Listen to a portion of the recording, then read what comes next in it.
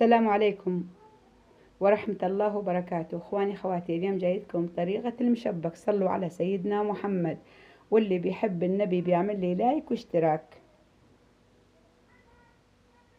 3 كاسات سميد. طبعا اللبن ما نحطه كله. نص كاسة لبن، نص كاسة طحين،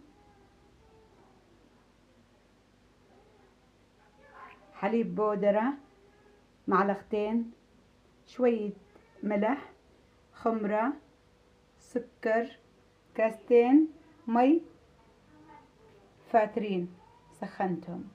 صلوا على سيدنا محمد وعلى آل سيدنا محمد. نعمل العجينة المشبك.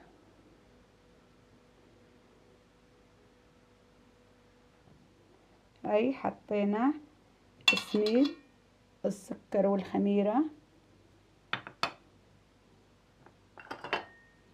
هاي الحليب معلقة،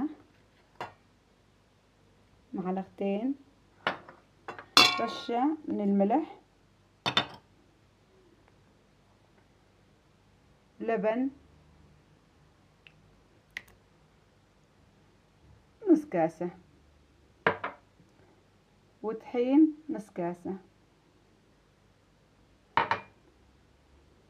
نحركهم. صلوا على سيدنا محمد عليه أفضل الصلاة والسلام.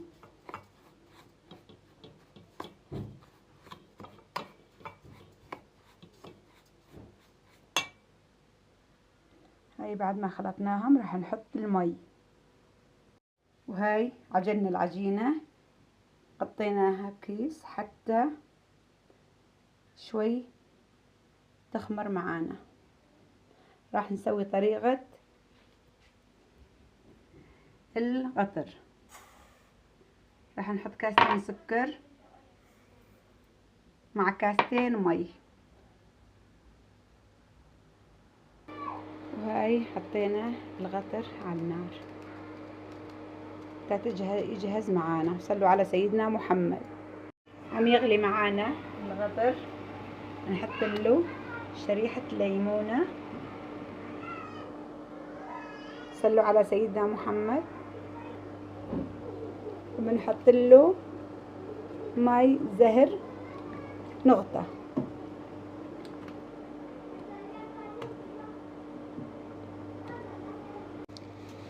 وهاي القطر جهز معانا.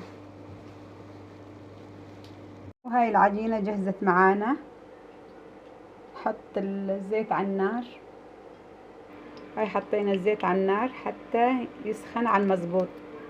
هاي عم يغلي معانا المشبك. هاي حطيناها بالقطر عم نسويهم. صلوا على سيدنا محمد. وهاي اللمسة الأخيرة من المشبك. اللهم صل على سيدنا محمد وعلى آل سيدنا محمد. رغم من المشبك ما نجح معي على المظبوط لأنه كيس المشبك خرب معي، اضطريت أسوي هاي ونجمات، بس يعني مش الحال، بس مو على المظبوط صارت معي. كيس المشبك خرب والحمد لله ناجحة 100%.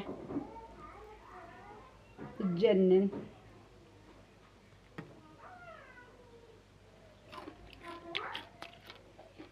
قرشتها غير شكل. صلوا على سيدنا محمد وعلى آل سيدنا محمد. واللي يحب النبي يعمل لي لايك واشتراك. صلوا على سيدنا محمد. من أي بلد تتابعوني اكتبوا لي بالتعليقات.